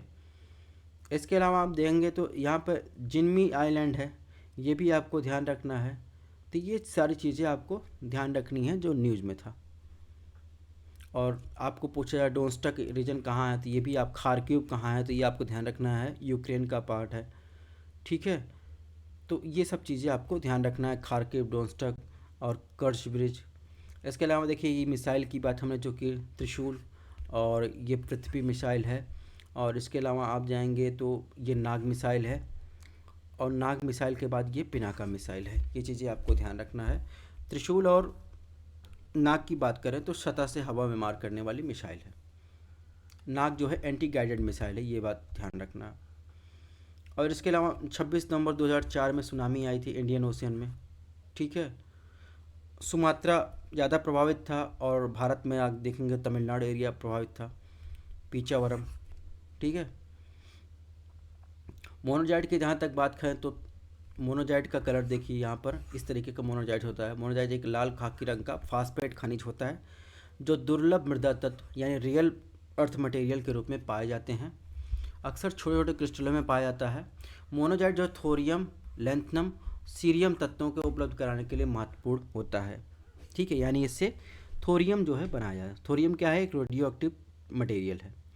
और भारत की पहली कपास फैक्ट्री 1818 में जो है कलकत्ता पोर्ट ग्लास्टर में स्थापित हुई थी। भारत में दूसरी कपास फैक्ट्री जो है 1854 में केजीएन डाबर द्वारा बॉम्बे में स्थापित की गई थी।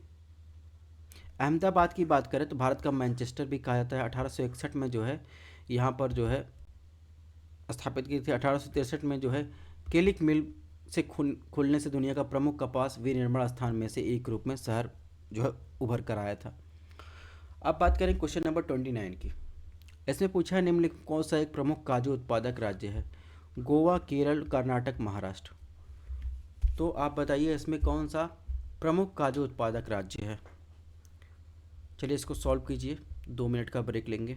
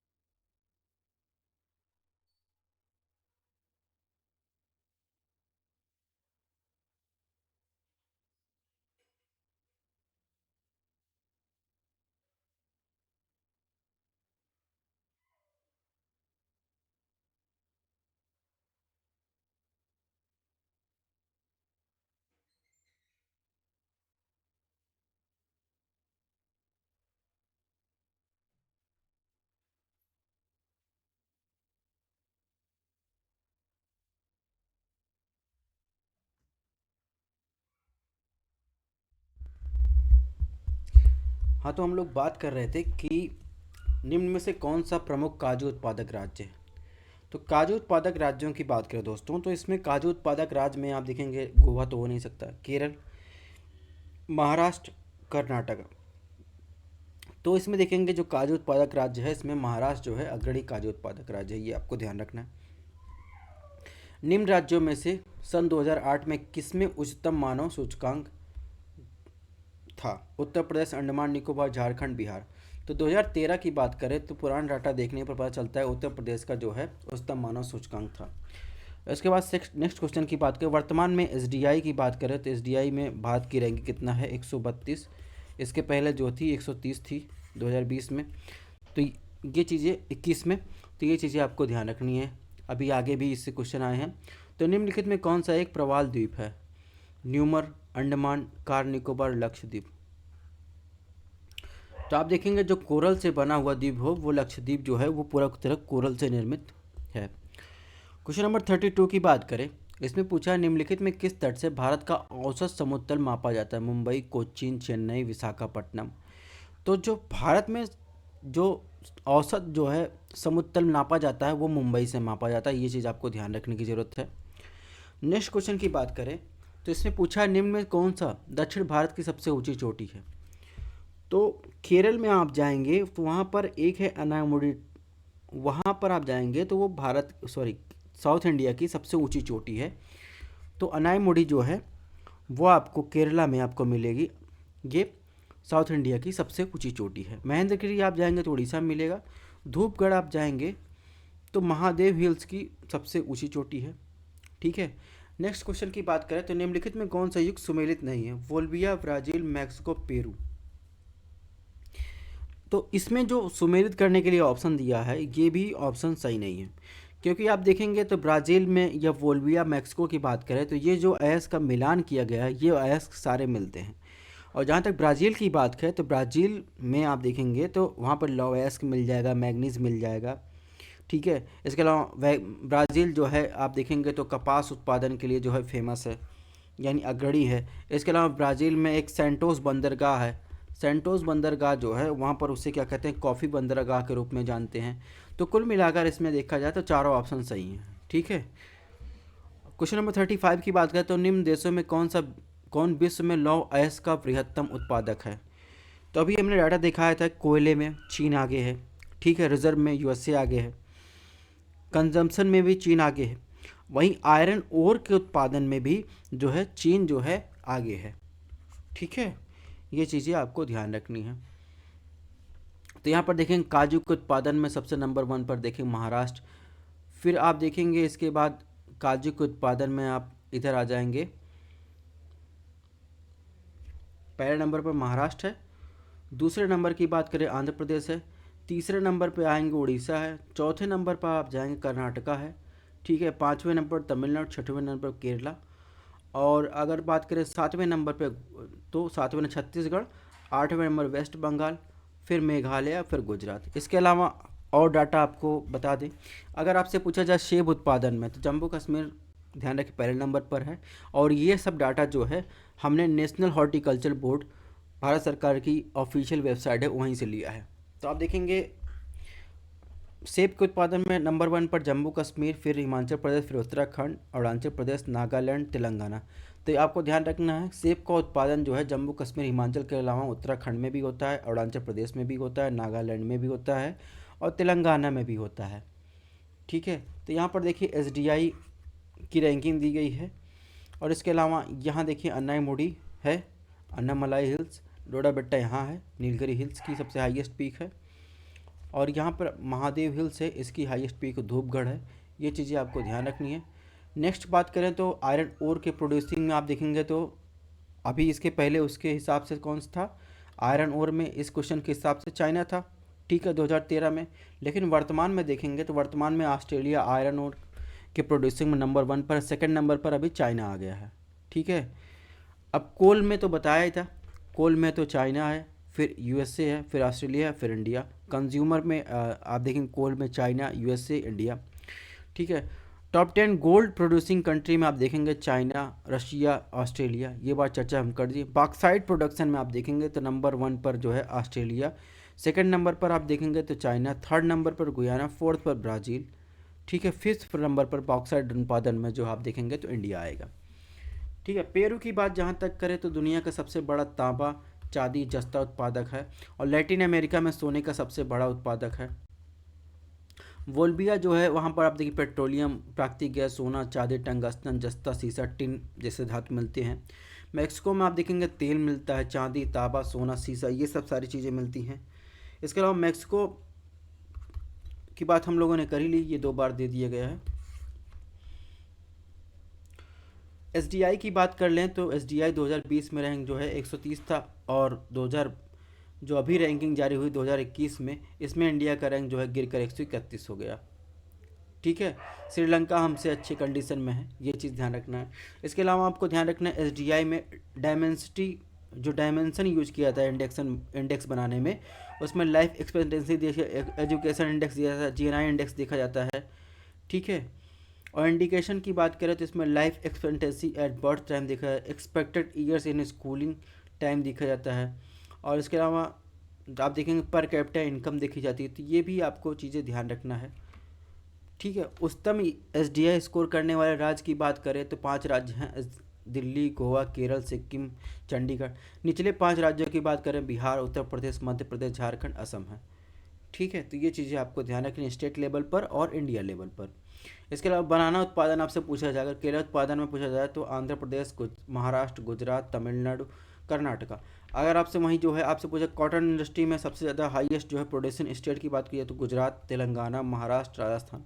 इसके अलावा अगर पूछा शुगर केन यानी गन्ना उत्पादन में नंबर वन पर तो उत्तर प्रदेश, सेकंड महाराष्ट्र, थर्ड पे कर्नाटका, फोर्थ पे तमिलनाडु। अगर वहीं कोकोआ उत्पादन पूछा जाए तो आपको बताना पहले पे आंध्र प्रदेश, दूसरे पे केरला, तीसरे पे कर्नाटका, चौथे पे तमिलनाडु। तो ये सारे फैक्ट भी आपको ध्यान रखना है। अगर आपसे पूछा जाए मधु उत्पादन में, हनी उत्पादन में सबसे नंबर वन पर उत्तर प्रदेश, सेकंड पे वेस्ट बंगाल, थर्ड पे पंजाब, फोर्थ पे बिहार। अब दूध उत्पादन पूछा जाए तो उत्तर प्रदेश पहले नंबर पर है, सेकंड पर राजस्थान, थर्ड पर मध्य प्रदेश और फिर आंध्र आ जाए। फिर अगर आप मक्का उत्पादन में नंबर वन पर कर्नाटका, सेकंड पर मध्य प्रदेश, थर्ड पर केरला, फोर्थ पर तेलंगाना। अगर वहीं गेहूं उत्पादन में पूछा जाए तो नंबर वन पर उत्तर प्रदेश, सेकंड में मध्य प्रदेश, थर्ड पर पंजाब, फोर्थ में हरियाणा, फिफ्थ पर राजस्थान आ जाएगा। इसके अलावा अगर चावल उत्पादन या राइस प्रोडक्शन में आपकर बात करें, धान उत्पादन में बात करें तो वेस्ट बंगाल नंबर वन पे, सेकंड पर यूपी, थर्ड पर पंजाब, फोर्थ पर आंध्र प्रदेश।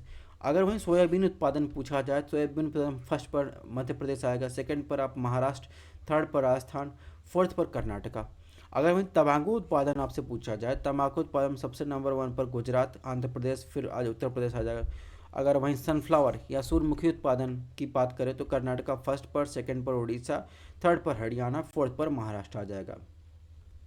इसके अलावा टर्मरिक अभी बहुत ज़्यादा न्यूज में था। अगर टर्मरिक पूछा जाए आपसे कि प्रोड्यूसिंग स्टेट की बात करें तो पहले नंबर पर आप देखेंगे तेलंगाना, सेकंड पर महाराष्ट्र, थर्ड पर कर्नाटका, फोर्थ पर तमिलनाडु। वहीं अगर लौंग उत्पादन में पूछा जाए तमिलनाडु फर्स्ट पर, कर्नाटका सेकंड पर, केरला जो है थर्ड पर। इसके अलावा अगर बात चले इलायची उत्पादन में, ठीक है, कार्डमम में, तो केरला फर्स्ट पे, सेकंड में सिक्किम, थर्ड में नागालैंड और फोर्थ पर अरुणाचल प्रदेश। इसके अलावा अदरक उत्पादन में Madhya Pradesh first, Karnataka second, third number पर असम, फोर्थ पर आप महाराष्ट्र मिल जाएगा। इसके अलावा काली मिर्च उत्पादन में आप देखेंगे तो कर्नाटका, केरला, असम, तमिलनाडु। फिर मिर्च उत्पादन में देखेंगे चिली उत्पादन आंध्र प्रदेश, तेलंगाना, मध्य प्रदेश, कर्नाटका। कोकोनट उत्पादन में देखेंगे कर्नाटका सबसे ज़्यादा, फिर तमिलनाडु, केरला, आंध्र प्रदेश। इसके अलावा अगर देखेंगे तो सरसों या सीड्स या रेपसीड्स की बात, मस्टर्ड उत्पादन में राजस्थान नंबर वन पर है, सेकंड पर हरियाणा, थर्ड पर मध्य प्रदेश, फोर्थ पर आप देखेंगे उत्तर प्रदेश जो है मस्टर्ड उत्पादन पर है। इसके अलावा पिन ग्राउंड नट की बात करें तो उस पर फर्स्ट नंबर गुजरात, सेकंड पर राजस्थान, थर्ड पर जो है आप तमिलनाडु और फोर्थ पर आपको आंध्र प्रदेश मिल जाएगा। अब बात करते हैं, ये तो बात हो गई फैक्चुअल क्वेश्चन की। अब नेक्स्ट क्वेश्चन की बात करते हैं। नेक्स्ट क्वेश्चन में जो है निम्नलिखित में कौन सी नदी भ्रंश घाटी से होकर प्रभावित होती है? Option A Krishna, B Godavari, C Tapi, D Kaveri.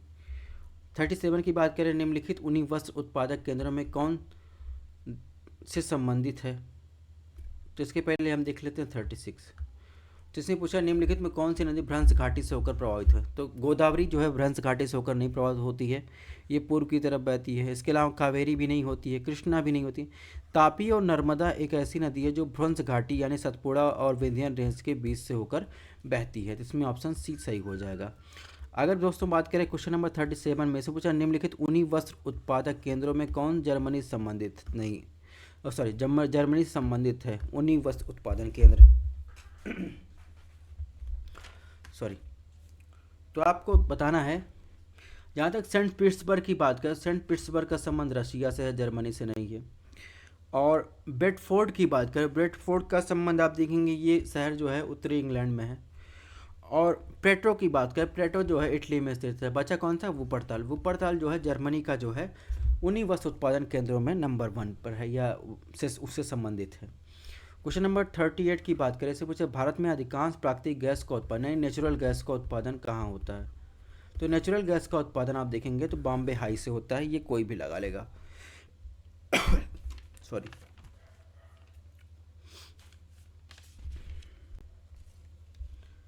अब नेक्स्ट क्वेश्चन की बात करें, इसमें पूछा निम्नलिखित नदियों में कौन सर्वाधिक प्रदूषित है? गोमती, दामोदर, पेरियार, महानदी।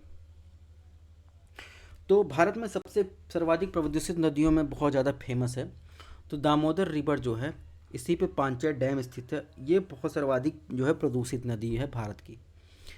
नेक्स्ट क्वेश्चन की बात करें, इसमें पूछा भगत सिंह ने सेंट्रल असेंबली में बम फेंका था आज़ाद चंद्रशेखर आज़ाद के साथ, सुखदेव के साथ, बटुकेश्वर दत्त के साथ, राजगुरु के साथ।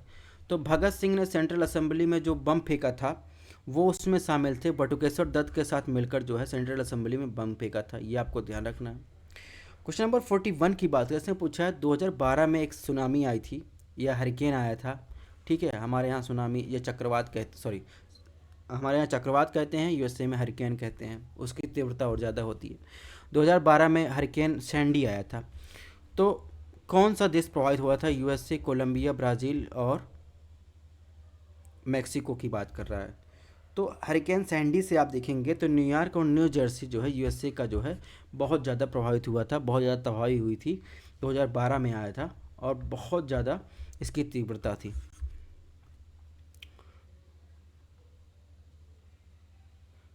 तो इसके अलावा अगर बात करें तो यहाँ पर देखिए ये तापी रिवर है, ये भी भ्रंश से होकर, नर्मदा रिवर ये भी भ्रंश से होकर प्रभावित होती है।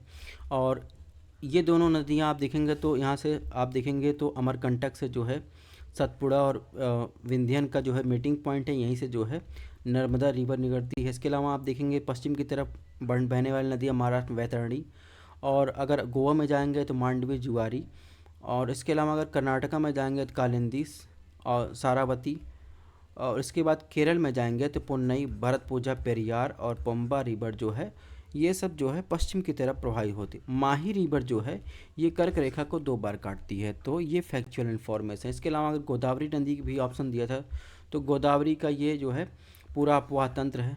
कौन कौन से राज्य इसके अंतर्गत शामिल, ये आपको ध्यान रखना है। सहायक नदियाँ ऐसे ही कावेरी का, ऐसे ही महानदी का, ऐसे ही कृष्णा नदी को आपको अपवाह तंत्र, यानी इसमें कौन कौन से राज्यों को कवर करती है इसको भी आपको ध्यान रखना है, और इसकी सहायक नदियाँ ध्यान रखनी है। राजस्थान की बात करें तो राजस्थान जो है ये लार्जेस्ट प्रोड्यूसर है पेट्रोलियम का। अगर हमें प्राकृतिक गैस की बात करें तो उसमें बॉम्बे हाई जो है प्राकृतिक गैस का सबसे बड़ा उत्पादक है।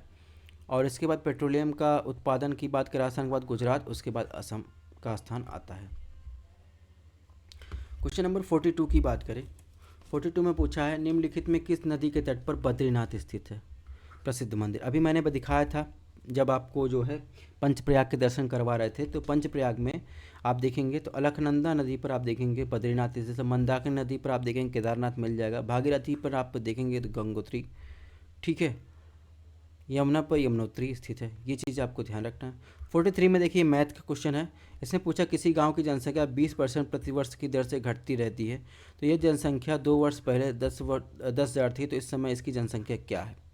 तो इसको सॉल्व करना है। बहरहाल इसका जो आंसर होगा अगर देखें तो 20% प्रतिवर्ष की दर से घटती है, तो 2 वर्ष में इसकी 2 वर्ष पहले 10,000 थी, तो इस वर्ष इसकी जनसंख्या क्या है इस समय जो है? तो आप देखेंगे तो इसकी जो आंसर होगा ऑप्शन डी यानी 6400 होगा, ये इसका आंसर होगा। अब क्वेश्चन नंबर 44 की बात करें, विश्व में बॉक्साइट का बृहत्तम उत्पादक, अभी मैंने बॉक्साइट का आपको डाटा दिखाया था। तो बॉक्साइट का जो बृहत्तम उत्पादक की बात करें तो बॉक्साइट कहाँ? ऑस्ट्रेलिया में सबसे ज़्यादा बॉक्साइट का उत्पादन हो, चाहे वो 2013 की बात हो, वर्तमान की बात हो, ऑस्ट्रेलिया लगातार नंबर 1 पर बना हुआ है। अब बात करेंगे हिस्ट्री का। क्वेश्चन पूछा गया, इससे पूछा अवध राज्य का ब्रिटिश राज से विलय कब हुआ? अवध राज्य का ब्रिटिश राज से विलय के बाद ही 1857 का विद्रोह हुआ था, यानी 1856 में अवध राज्य का विलय हुआ था। इसके साथ ही 1857 के विद्रोह के कारणों में एक कारण ये भी गिना जाता है, ठीक है। नेक्स्ट क्वेश्चन की बात करें, इसमें पूछा है निम्नलिखित देशों में कौन भूमध्य रेखीय जलवायु के अंतर्गत नहीं पाया जाएगा? कांगो, गैबोन, जायरे और इथोपिया।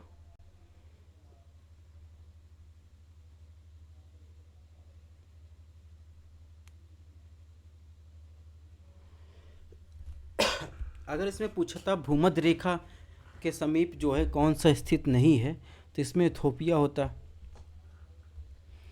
वैसे इसमें पूछा है कि कौन सा जो है भूमध्य रेखीय जलवायु के अंतर्गत नहीं आता, तो इथोपिया में भी भूमध्य रेखीय जलवायु नहीं पाई जाती है। इसके अलावा अगर बात करें जायरे की, तो जायरे में भी नहीं पाई जाएगी।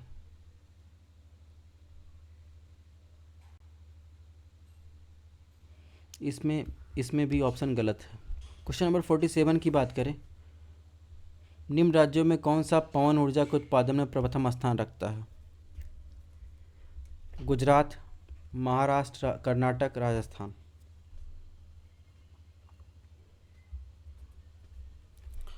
तो तो अगर बात करें, ये तो 2013 के अकॉर्डिंग दे रहा है। वर्तमान में देखेंगे तमिलनाडु जो है विंड एनर्जी के उत्पादन में प्रथम स्थान, लगभग 19% जो है हिस्सा है।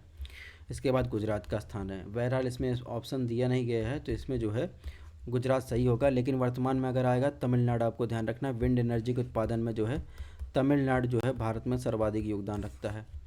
इसके अलावा देखिए 48 में क्वेश्चन दिया है मैथ में, कोई धन 5% वार्षिक साधारण ब्याज की दर से कितने वर्ष में दोगुना हो जाएगा? तो ये 20 वर्ष में जो है दोगुना हो जाएगा। 49 की बात करें, फ्रांस तथा स्पेन के बीच सीमा बनाने वाला पर्वत कौन सा है? ओपनाइंस, जूरा, आल्प्स, पिरेनीज। तो आल्प्स का ही जो है भाग जो है आप देखेंगे जूरा माउंटेन है, जो आप देखेंगे ये जूरा माउंटेन जो है ये आपको फ्रांस और स्विट्ज़रलैंड के बीच मिलेगा। और इसमें देखेंगे जो फ्रांस और स्पेन के बीच जो सीमा बनाता है उसे क्या कहते हैं? पिरेनीज रेंज कहते हैं। ये चीज़ें आपको ध्यान रखनी है। तो यहाँ पर देखिए अलकनंदा रिवर पर आप बद्रीनाथ पा जाएंगे। बॉक्साइट के उत्पादन में ऑस्ट्रेलिया नंबर 1 पर है। सेकंड में आप देखेंगे चाइना। एक बार रिवीजन कर लीजिए। और इसमें देखिए 7 फरवरी 1856 में जो है अंग्रेज ने जो है कुशासन के आधार पर अवध को डॉक्ट्रिन ऑफ लैब्स के तहत अपने ईस्ट इंडिया कंपनी में मिला लिया था। और ये विलय जो है 1857 के विद्रोह कार्ड बना था। सबसे पहले जो सतारा को मिलाया गया 1848 में, उसके बाद जैतपुर को जो है, फिर संभल, फिर जो है आप देखेंगे भागाड़ को, फिर इस बार उदयपुर को, फिर झांसी को, फिर नागपुर को। इसके ईयर आपको ध्यान रखने हैं। आज तो पूछ लिया है अवध को, कल पूछ सकता है नागपुर, झांसी, जैतपुर, कुछ भी पूछ सकता है, ईयर ध्यान रखने हैं। अब ये तो भूमध्यरेखीय जलवायु की बात किया था, तो भूमध्यरेखीय जलवायु आप देखेंगे तो भूमध्यरेखीय जलवायु जो है भूमध्यरेखीय जलवायु का विस्तार आप देखेंगे तो इसमें इधर साइड में पाया जाता है, ठीक है। लेकिन अगर इसमें जो ऑप्शन दिया उसके साथ सही नहीं, अगर इक्वेटर या भूमध्य रेखा पर कौन कौन सा देश स्थित है, तो इसमें इथोपिया नहीं स्थित है, ठीक है। बाकी ये सब देश स्थित हैं जो रेड कलर से लिखे गए हैं, इसको आपको देख लेना है। अगर वहीं आपसे पूछा मकर रेखा पर कौन कौन से देश स्थित हैं, तो इन देशों के नाम आपको याद कर लेने हैं।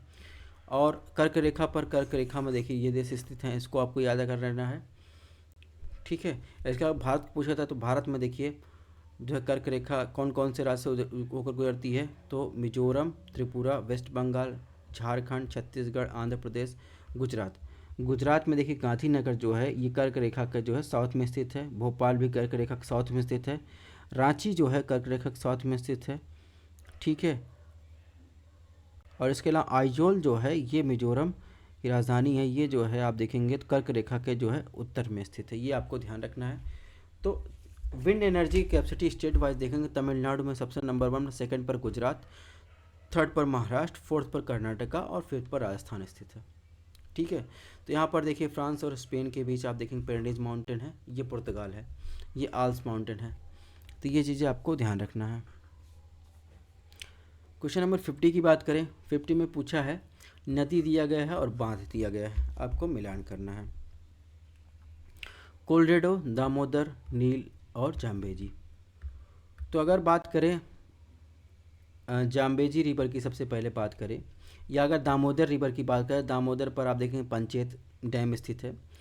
और जाम्बेजी रिवर पर आप देखेंगे कैरिबा डैम स्थित है। नील नदी पर आप देखेंगे आसमान डैम है। कोलोराडो रिवर पर हुवर डैम स्थित है। तो यहाँ पर देखिए ये कोलोराडो रिवर है, और कोलोराडो रिवर पर आप देखेंगे तो यहीं आपको मिल जाएगा हुवर डैम, ठीक है। और ये है जाम्बेजी रिवर, तो यहाँ पर लेक करीबा मिल जाएगा और यहाँ पर करीबा डैम स्थित है, ठीक है। और ये नाइल रिवर है, यहाँ पर देखिए आसमान डैम स्थित है। तो इस प्रकार इसमें दोस्तों देखेंगे, इसमें जो ऑप्शन सही होगा, ऑप्शन ए जो हो जाएगा वो सही हो जाएगा। क्वेश्चन नंबर 51 की बात करें, इसमें पूछा अंतर्राष्ट्रीय व्यापार में किस देश की अधिकतम हिस्सेदारी है? ऑप्शन 1 चीन, option B France, option C Germany, option D संयुक्त राज्य अमेरिका। तो अगर बात करें अंतर्राष्ट्रीय व्यापार में अभी वर्तमान तक में सबसे ज़्यादा हिस्सेदारी जो है ट्रेड होता है गुड्स एंड सर्विसेज की बात करें तो वो होता है यूएसए, सेकंड नंबर पर चीन है। यूरोप के लौह अयस्क उत्पादक देशों में फ्रांस का स्थान की बात करें तो सबसे ज़्यादा लौह अयस्क उत्पादन जो है आप देखेंगे तो रशिया के पास है, सेकंड नंबर पर यूक्रेन, और थर्ड नंबर पर आप जाएंगे तो स्वीडन के पास, और इसके बाद फोर्थ नंबर पर आप जाएंगे तो मिल जाएगा आपको फ्रांस। 53 की बात करें, स्वेज नहर दोनों सिरों पर स्थित प्रमुख जो है पोर्ट की बात की है, Cairo, Alexandria, Suez, Cairo, Cairo port सहित स्वेज। तो अलेक्जेंड्रिया की जहाँ तक बात है, अलेक्जेंड्रिया जो है ये जो आप स्वेज कैनाल पर स्थित नहीं है, स्वेज कैनाल पर नहीं है, बल्कि ये नाइल रिवर पर स्थित या नील नदी के मुहाने पर स्थित है अलेक्जेंड्रिया बंदरगाह। ठीक है, तो इस प्रकार ये मिलान जो है गलत हो जाएगा, काहिरा नहीं है। ठीक है, पोर्ट सईद और स्वेज जो है ये जो है स्वेज नहर के स्थित पत्तनों पर जो है ये युग्म है। तो यहाँ पर देखिए ये स्वेज कैनाल है, तो यहाँ पर पोर्ट सईद और पोर्ट स्वेज ये जो है स्वेज नहर पर स्थित प्रमुख पत्तन है। नेक्स्ट क्वेश्चन की बात करें, क्वेश्चन नंबर 54 में पूछा गया है, निम्नलिखित में कौन सा देश आर्कटिक वृत्त के दक्षिण में पाया जाता है? Finland, Iceland, Sweden, Norway, Sweden. तो आर्कटिक सर्किल की बात करें तो ये आर्कटिक सर्किल है, ये आर्कटिक सर्किल है। अब इसमें देखिए तो आइसलैंड भी आता है, नॉर्वे भी आ जाएगा। ठीक है, लेकिन उसके दक्षिण में पूछा है, तो दक्षिण में आप जाएंगे तो यहाँ पर दक्षिण में आप देखेंगे तो स्वीडन जो है ये आर्कटिक सर्किल के दक्षिण में स्थित है। क्वेश्चन नंबर 55 में देखेंगे तो किस देश में बाजार आधारित लौह इस्पात के कारखाने पाए जाते हैं? तो बाजार आधारित जो लौह इस्पात आयरन ओर इंडस्ट्री लगाई गई है, तो एक तो जो आयरन इंडस्ट्री है वो जो है रॉ मटेरियल में आप क्या क्या चाहिए, रॉ मटेरियल में आपको पानी चाहिए, और इसके अलावा आप देखेंगे कोयला चाहिए। और जापान जो देश है यहाँ पर जो है कोयला, लौह यानी मिनरल्स की कमी है, इसीलिए आप देखेंगे तो ये मार्केट आधारित, यानी जो है विशाखापट्टनम से जो है जापान जो है लौह के कोल जो है आयात करता है, अपने यहाँ मंगाता है, तो वहाँ से जो है उसकी इंडस्ट्री चलती है। तो जापान एक ऐसा देश है जहाँ पर बाजार आधारित लौह इस्पात उद्योग कारखाने लगाए गए हैं। इसने पूछा हैंगिंग वैली या जो है ब्लाइंड वैली पाई जाती है, तो इसमें पूछा है लैंडस्केप से क्वेश्चन आया है। लैंडस्केप से इस बार यूपीएससी मेंस में भी लैंडस्केप से पूछा था। ठीक है, हैंगिंग वैली से क्वेश्चन पूछा था। तो ये हैंगिंग वैली जो बनता है कास्ट टोपोग्राफी से बनता है, या शुष्क प्रदेश में बनता है, हिमानीकृत प्रदेश में बनता है, टुंड्रा प्रदेश में बनता है। तो हैंगिंग वैली जो बनता है ये हिमानीकृत यानी ग्लेशियर अपरदन से बनता है। तो हैंगिंग वैली कह लीजिए या फिर अंधी घाटी कह लीजिए, ये जो है इसमें ऑप्शन सी ग्लेशियल फॉर्म से बनता है। ये चीज़ें आपको ध्यान रखनी है। 57 की बात करें, इसमें जो है सूची 1 से सूची 2 को मिलान करना है। आल्प्स, वॉसेज, विंध्यन, फ्यूजियामा, तो इसमें आपको जो है मिलान करना है। जहाँ तक विंध्यन रेंज की बात करें तो ये एक क्या है, ये एक अवशिष्ट पर्वत है। फ्यूजियामा जो है आप जापान मिल जाएगा कि ज्वालामुखी से निर्मित पर्वत है। वॉसेज की बात करें तो वॉसेज जो है एक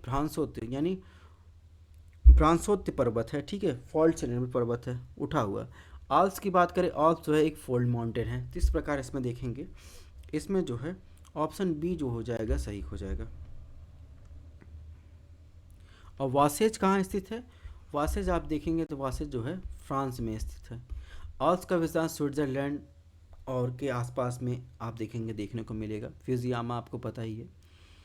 ठीक है, तो यहाँ पर देखिए ये है हैंगिंग वैली या ब्लाइंड वैली। ठीक है, ये गिरता हुआ झरना आपको दिख रहा है, तो ये ग्लेशियर लैंडफॉर्म से स्थित है। और ये जापान में आप देखेंगे तो यहाँ पर बाजार आधारित इंडस्ट्री लगी है लॉयस की। बात करेंगे 58 में, इसने पूछा निम्नलिखित में कौन सा देश नील नदी द्वारा अपवाहित नहीं होता? तो इसमें पूछा है कि नील नदी का जो ड्रेनेज सिस्टम है वो किन किन देशों को कवर करता है। जैसे अगर बात करें गोदावरी नदी किन किन राज्यों को उसका ड्रेनेज सिस्टम कवर करता है, तो जो नाइल रिवर है वो 11 देशों को कवर करता है। Tanzania, Uganda, Rwanda, Burundi, Dominican Republic of Congo, Kenya, Ethiopia, Eritrea, south Sudan, Republic of Sudan, Egypt. तो इसमें कौन सा शामिल नहीं है? तो इसमें देखिए चार्ट जो है ये नाइल रिवर को कवर नहीं करता, ये आपको ध्यान रखना है। 59 में पूछा है निम्न देशों में ऊन का सबसे बड़ा उत्पादक देश कौन सा है? तो ऊन का उच्चतम क्वालिटी का जो ऊन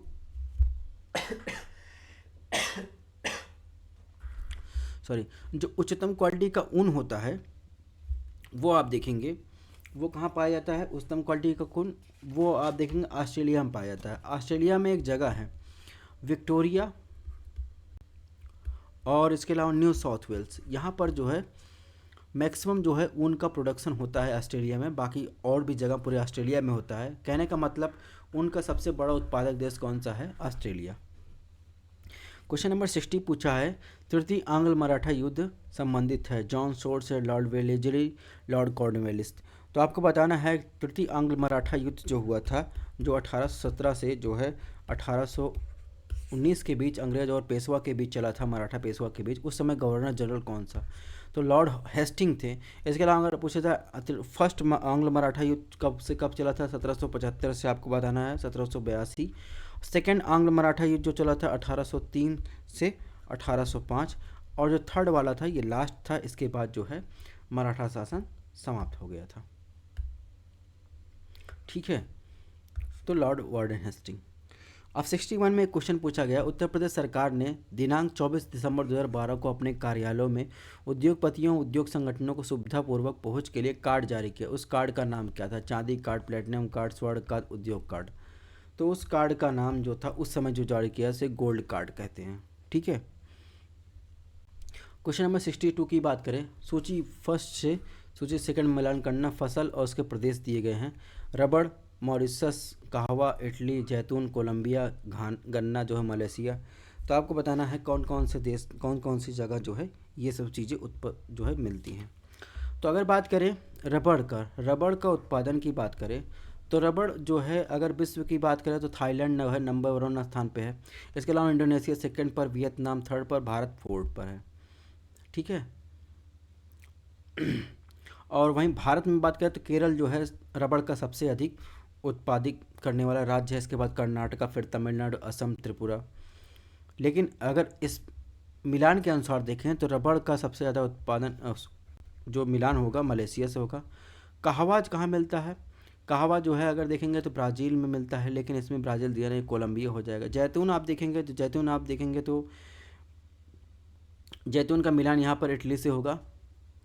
इसके अलावा जैतून जो मिलता है आप देखेंगे तो इधर टर्की साइड।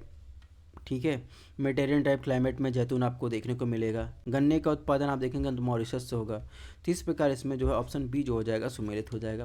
क्वेश्चन नंबर 63 की बात करें, इसमें पूछा उत्तर प्रदेश में एक शेर सफारी यानी लायन सफारी स्थापित की जा रही है, तो वो कहाँ की जा रही है? बहरहाल स्थापित हो गई है। तो ये साउथ एशिया की सबसे बड़ी जो है सफारी है, इसे इटावा में स्थापित किया जा रहा है। क्वेश्चन नंबर 64 पूछा है, 1 नैनोमीटर में कितना सेंटीमीटर होता है? तो 1 नैनोमीटर में 10⁻⁹ सेंटीमीटर होता है। ये चीज़ें आपको ध्यान रखने की ज़रूरत है। अब 65 में पूछा है, एटमॉस्फेरिक कंपोजिशन की बात कर लें या फिर कंपोजिशन की बात से पूछा है, भूप्रपटी के यानी क्रस्ट के कंपोजिशन से पूछा है। क्रस्ट में बहुतायत यानी भारी मात्रा में पाया जाने वाला रासायनिक तत्व है ऑक्सीजन, एल्युमिनियम, लोहा, सिलिकॉन। तो क्रस्ट में बहुतायत में पाया जाने वाला कौन सा है? ऑक्सीजन। ऑक्सीजन जो पाया जाता है दोस्तों, ये लगभग होता है, बात करें तो 46% जो है ऑक्सीजन जो है क्रस्ट में पाया जाता है। तो यहाँ पर देखिए क्रस्ट सबसे ज़्यादा ऑक्सीजन, उसके बाद सिलिका, इसके बाद एल्युमिनियम, फिर आयरन, फिर मैग्नीशियम, फिर कैल्शियम, फिर अदर। तो सिलिका आपको ध्यान रखना, सिलिका से ज़्यादा जो है ऑक्सीजन पाया जाता है। ये चीज़ें आपको ध्यान रखनी है। नेक्स्ट बात करें क्वेश्चन नंबर 66, सोडियम धातु संग्रह निम्न में डुबोकर किया जाता है। ऑप्शन है कैरोसिन, बी हवा, सी जल, डी अमोनिया। तो सोडियम जो होता है बहुत ज़्यादा ज्वलनशील पदार्थ होता है। जैसे ही वो ऑक्सीजन के साथ उसका ऑक्सीकरण होता है तो वैसे ही वो जलने लगता है। ठीक है, जल में डालेंगे तो बहुत जल्दी फायर हो जाता है। अमोनिया भी ऑक्सीकरण हो सकता है हवा से, अगर हवा के संपर्क में आ जाए तो वो भी ऑक्सीकृत हो जाता है। लेकिन सोडियम में कैरोसिन मिट्टी के तेल में डालकर रखा जाता है, तो यहाँ पर जो है ऑक्सीकरण को रोकता है। तो ये जो है कुछ फैक्चुअल इन्फॉर्मेशन आपको ध्यान रखना, सोडियम धातु का संग्रह जो है मिट्टी के तेल में डुबोकर रखा जाता है ताकि ये ऑक्सीकरण से रुका रहे। 67 की बात करें, निम्नलिखित में कौन सा पेट्रोलियम परिष्करण का उत्पाद है? यानी पेट्रोलियम से कौन कौन से जो है उसके परिष्करण से कौन कौन से उत्पाद बनाए जाते हैं? Charcoal, asphalt, petrol. कोयला पेट्रोलियम से बनाया जाता है, ये बात गलत है, कोयला नहीं बनाया जाता है। ठीक है। 68, शुष्क बर्फ होता है वाष्प बर्फ 0 डिग्री सेल्सियस, ठोस कार्बन डाइऑक्साइड। ऑप्शन डी दिए, जल रहित कैल्शियम क्लोराइड अपक्रिया कराया जाता है। तो आपको बताना ठोस बर्फ का उदाहरण है। ठोस बर्फ किसे कहते हैं?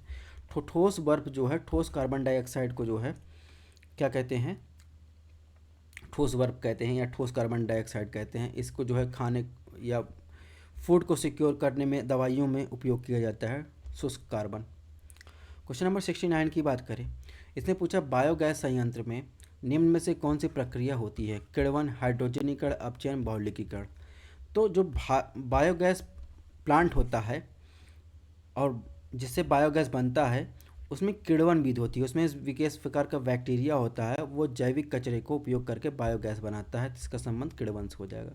क्वेश्चन नंबर 70 की बात करें, हाल ही में वैज्ञानिकों ने उस प्रोटीन की खोज कर ली है जो मस्तिष्क के खतरनाक और एल्जाइमर से उत्पन्न करता है। एल्जाइमर एक ऐसा रोग है जिसको हो जाता है, उसकी याददाश्त, बहुत सारी चीज़ें गड़बड़ होनी चालू हो जाती है। तो वो जो एल्जाइमर प्रोटीन था उसका नाम था एल्माइड बीटा, या कह लें तो एल्माइड लैप्टिक प्रोटीन के नाम से जानते हैं। ठीक है, इसकी खोज की गई थी। क्वेश्चन नंबर 71 की बात करें तो बहुचर्चित गॉड पार्टिकल है न्यूट्रॉन, हिग्स बोसन, लेप्टॉन, मेसॉन्स। तो इसमें बात करेंगे तो बहुचर्चित गॉड पार्टिकल्स की जहाँ तक बात है तो बहुचर्चित गॉड पार्टिकल्स कह लें या हिग्स बोसन कह लें, इसका मतलब होता है कि भविष्य में जो बिग बैंग थ्योरी के कारण जो है ब्रह्मांड का निर्माण हुआ था, इसलिए इसको क्या कहते हैं, गॉड पार्टिकल के रूप में जानते हैं, इसलिए इसका जो है संबंध ऑप्शन सी से है। तो ठीक है, 70 क्वेश्चन हमने आज कर लिया, लेक्चर बड़ा हो जाएगा, 70 क्वेश्चन जो है नेक्स्ट लेक्चर कल कर लेंगे। ठीक है, तो मिलते हैं नेक्स्ट लेक्चर के साथ, तब तक आप लोग बने रहिए, हमारे टेलीग्राम चैनल पर इसका PDF आपको मिल जाएगा। ठीक है।